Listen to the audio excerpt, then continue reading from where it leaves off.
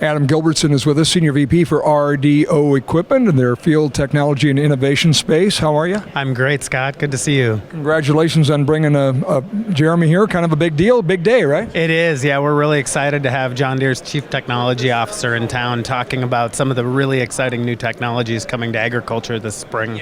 So what are growers here going to hear today? Who's this for? Yeah, sure.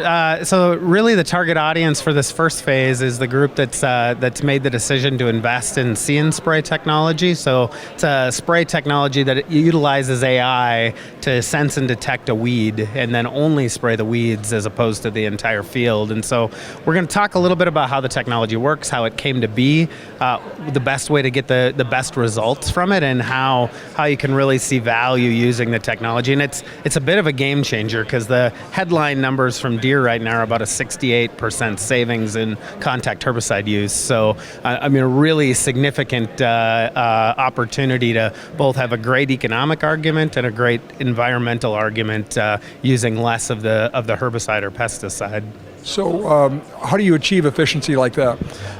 So it's really using some of the greatest new technologies in camera stereo sensors, in the ability to use algorithms to understand what the plant looks like at all various stages of its growth, and then using all of that technology together to only spray the areas that you need to contact versus the entire broadcast of the field. And so that's where you get the savings. You think about it, if we can have less use of these things, plants tend to get resistant over time. So using less of it is better in the long-term sustainability of the field, but then also just the sheer cost. I mean, it's not cheap, obviously, to use these different solutions, and so the less you use of them, the further the dollar can go on the farm. Yeah, and obviously with prices where they are, anything you're doing to reduce input costs is big, right? It really is, yeah. And so that's the first part of the day, and then this evening we're going to talk a little bit about autonomy. And John Deere announced in January at CES the launch of their autonomy products, and so they're going to be in the field. They were last year in a test, but this year in a production way using autonomy where there's no operator in the cab and tillage. And so we'll be talking about that a little bit. The growers in the valley have been on the front edge of this innovation in the pilot programs, expanding now into putting it in the field. And so the day is here where the machine can run in the field without having an operator in it.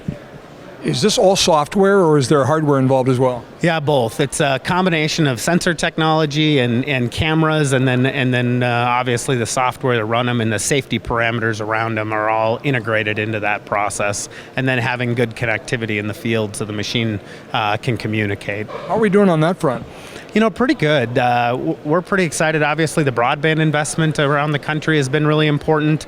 We've gotten better cell coverage around the world. And then last year, John Deere announced a partnership with Starlink. And so they've got a product on board now that'll, if you lose your cellular connectivity, the satellite can pick up and really make that a good, comprehensive solution on connectivity. We have a sprayer behind us here, behind a unit. And it's amazing to me, having grown up with grandparents and uncles that loved green iron, that the actual physical tractor is a heck of a lot different, but all the bells and whistles around it are pretty amazing. Right? Yeah, indeed. There's a lot packed into these machines now, and really at the end of the day, how do we help the grower both increase yields and reduce cost? At the end of the day, is the goal of all the investment and the innovation that goes on. So if we can't do one of those two things, it's really hard to make the purchase decision happen. So if you can increase yields or you can lower the cost per acre, it's really what we're focused on. Where does the RDO rank these days with John Deere? How much of their iron are you selling compared to your competitors? Well, I tell you, we are really focused on trying to be the best. If that makes us large in that process, that's great. But really focused on being responsive to our customers, being a good partner with John Deere. And I think as these technologies come to market, that's really important because we talk a lot about cutting edge technology, right? But the real story around technology is in the bleeding edge, and that's where it's not all working the way it needs to. And so our ability to partner and collaborate with both the grower and our manufacturer partner like Deere is critical to our success. Last quick question.